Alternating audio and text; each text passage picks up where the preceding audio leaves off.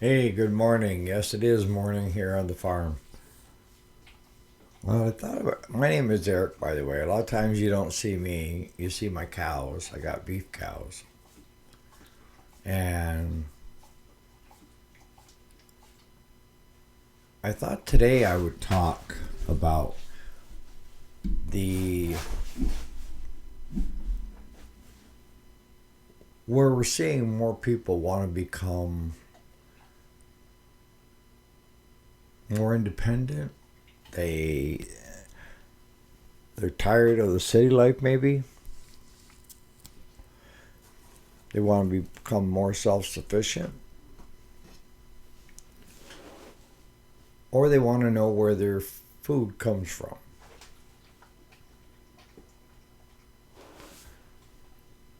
Now, I think COVID was actually an accelerant to that, of where people found out that they could, some people anyways, found out they could do their job remotely, right? And being able to do it remotely gave them more flexibility of, look, I don't need to be in an office setting at work. I can create a home office and work from there so I still have that income. But I could be anywhere in the world, right? So I think that was kind of the nudge to get a piece of property, raise some chickens for eggs and meat, you know, some pigs, for meat, of course, and some beef. But I want, for the people that are considering it right now out there, I want you to understand that can you do it? Yes. I believe anybody can do it if they so desire. But you got to come at it with both eyes open. That it's not going to be an easy life. Okay, when you get into farming, farming is not a business. It's a way of life. You know, any farmer will tell you that his job is 24/7, 365 days a year. Now, depending on the farmer and how they're doing it varies, okay? You take someone with a dairy farm. Now, they're kind of strapped to, they need to be there a minimum of twice a day to milk their cows, feed their cows, and the winter months when the cows are barned, they need to get the barn cleaned once or twice a day, depending on how big a barn. Excuse me. And I'm not sure if you're seeing it in your area, but in our area, my road alone, there were 12, 13 producers that were milking cows. And I'd say the average dairy was right around 50. I would say the average dairy was around 50, 60 head at the time. We were right there. We were right around 60 to 65. But what was going on is the market at that time. See, Canada was subsidizing their farmers because they wanted their farmers to be able to make money and keep producing, right? But they had a quota system in place. And what they end up doing is with the excess milk that was being produced,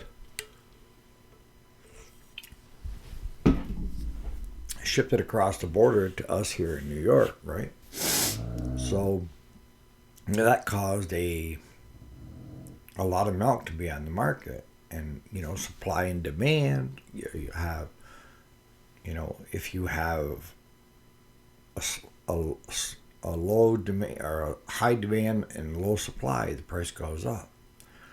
But if your demand stays the same, but now your supply gets out of whack, the price goes down, right? Because there's so much on the market to fill that demand side. So a lot of farmers in our area, anyways, at that time, milk dropped to, I think it was $9 a hundredweight, and our break even was 10 something.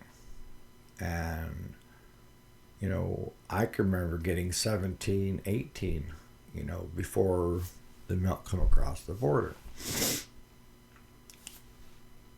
But that made a lot of farmers have to make some tough decisions, For me, I worked out to try to help support the farm, just paying the grain bill every month.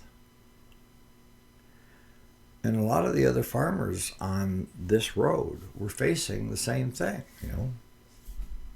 because most of us were seeing the same things, the writing on the wall of, can we afford to stay in it, right?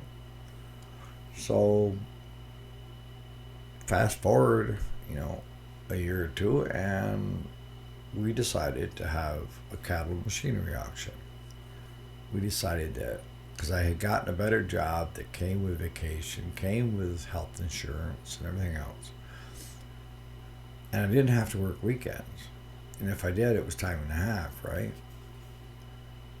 So we ended up selling off our cattle machinery. We were one of the last holdouts, I guess you could say. But now on our road, there's only one producer. And they're milking, I think it's right around 800 head. And the next closest dairy to them, to us, is about 6 miles away, 7 miles away. And they're milking, last I heard, 3,500 head. So what took place was you either had to get bigger or you had to get out. And there were a lot of EPA rules, with groundwater and contamination and manure. So then they forced everybody that they had to have pits for the manure to be stored in. And we, on the farm, we didn't have that much manure where we couldn't put it back onto the fields. And if the snow got too deep, then I would just find a place to pile it, of course. But that's how that industry evolved. And a lot of these guys that are still at it are doing 3 times a day. I think they milk, most of them milk like a 24-hour cycle, but they have an hour downtime in between the cycles to get everything sanitized, washed, and back up. And then you take the next segment, which is beef cattle. Beef cattle, you're not so tied down per se. In the summer months, the beef cows will take care of themselves, but you also have to work all summer long to put up enough food to carry them through the winter, the following winter, right?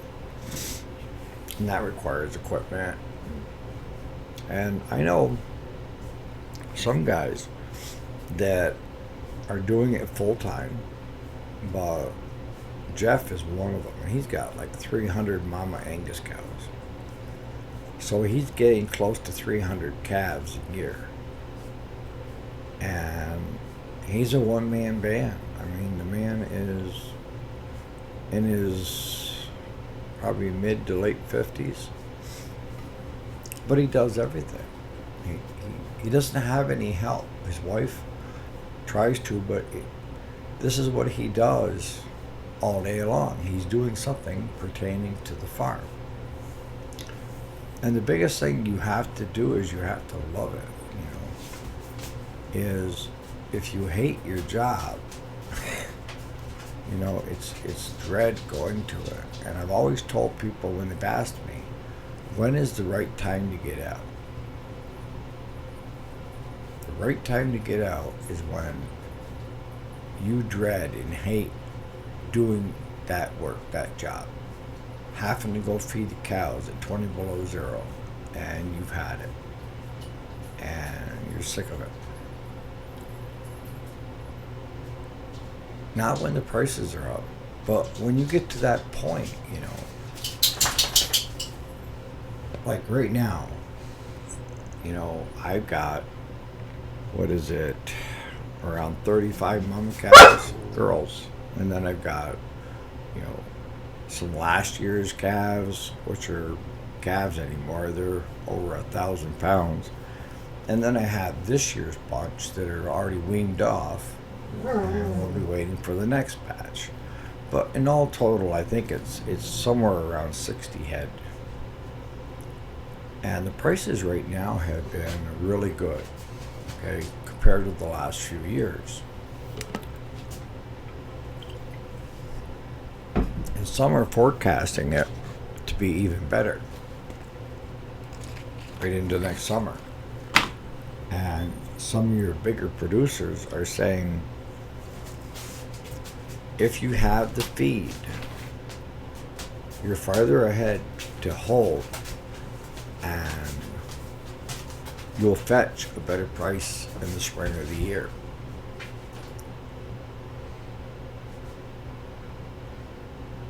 And I was trying to figure out, why are the prices up so much for beef, I mean, I can see it in the store.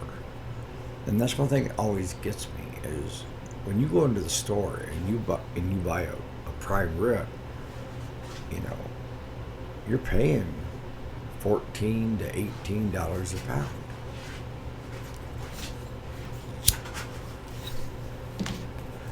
Don't get me wrong, I love prime rib, especially a nice fatty prime rib.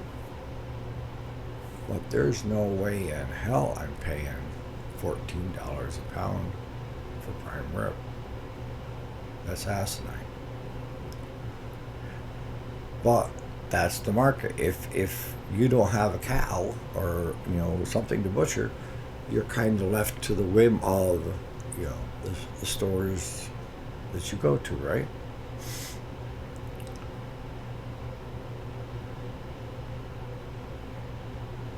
But I was asking a guy that owns a sale barn locally, I said, why are prices up? And he said, well, the Midwest went through a drought last year, and they end up having to slaughter a lot of their animals. And now they're trying to build the herds back. And, more people have gotten out of raising beef. So there's less beef animals going. And the feedlots,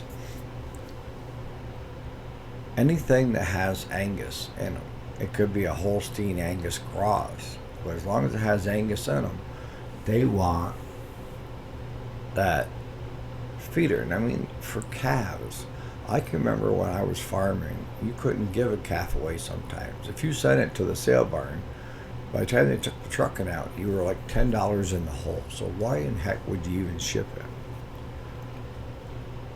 But the last few months, they've been bringing over $7 a pound. You take a newborn calf, a 100-pound calf, at $7 a pound, there's $700 for that calf that's only a couple weeks old. That is crazy, right? But that's the way the market is right now.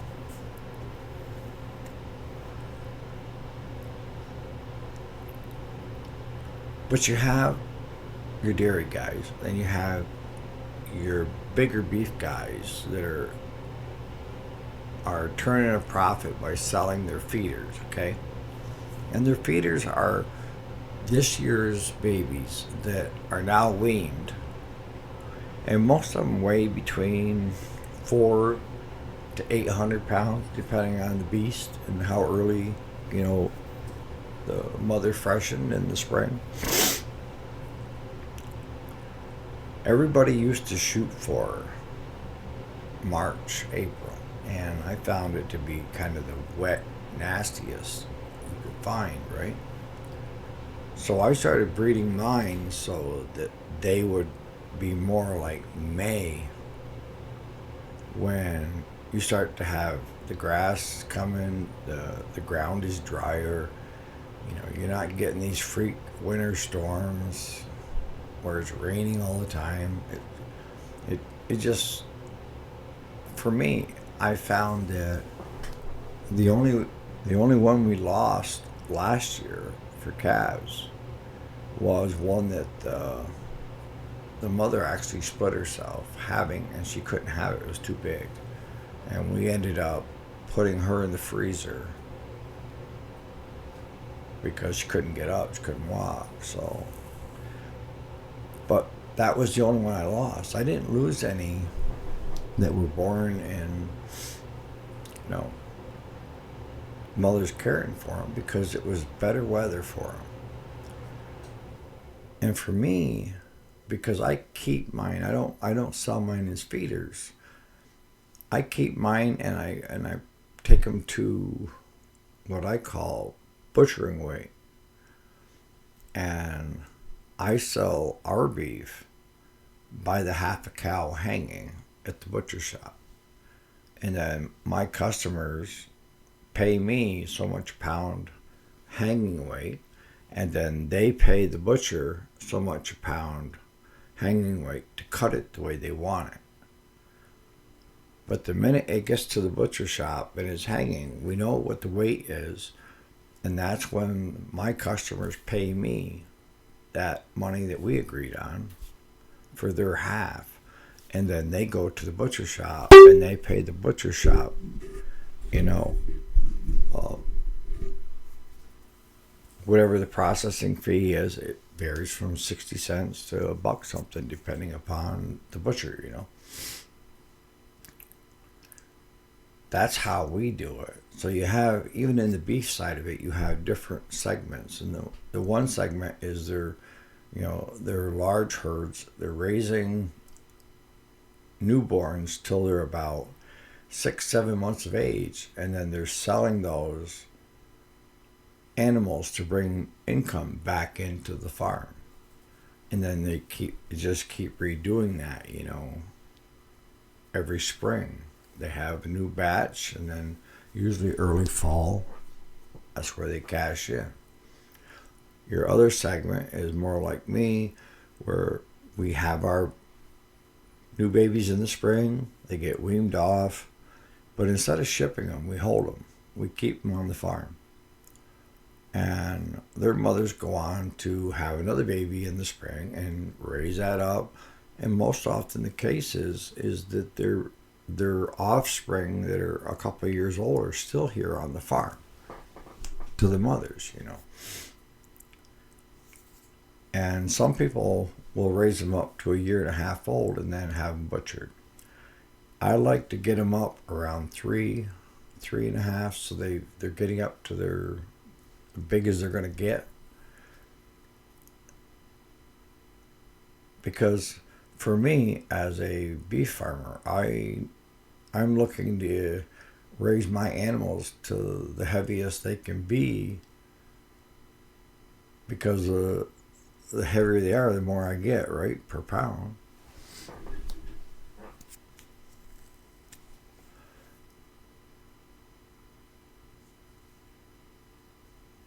And then you have the last segment that are just, I call hobbyists, that are raising a couple a year just for to put some in their freezer and then sell one to family members or whoever in halves, quarters, you know, to offset the cost that they put into the pair of them.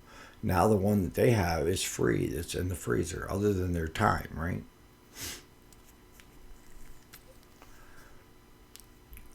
So you have dairy, beef, different segments of beef. And then with a lot of your farms that are trying to be self-sufficient, you know, um, they'll have their own chickens, you know, where we don't have anything other than beef here on the farm. pork, I can buy pork cheaper than I can raise it. But I understand pork producers that are raising it for their own freezer because they don't want any hormones in it. They don't want any chemicals or additives. They want to know that it's fresh and what they fed them. They know what the animal's life has been. And we may go back to raising pigs. That I'm not sure of. Chickens, I tried chickens here a couple of years back. And we're doing good until we built the chicken coop and put them outside.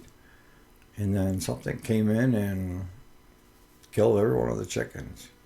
Even my guinea hens killed them. So that was the beginning and the end of my chicken and guinea hen farm.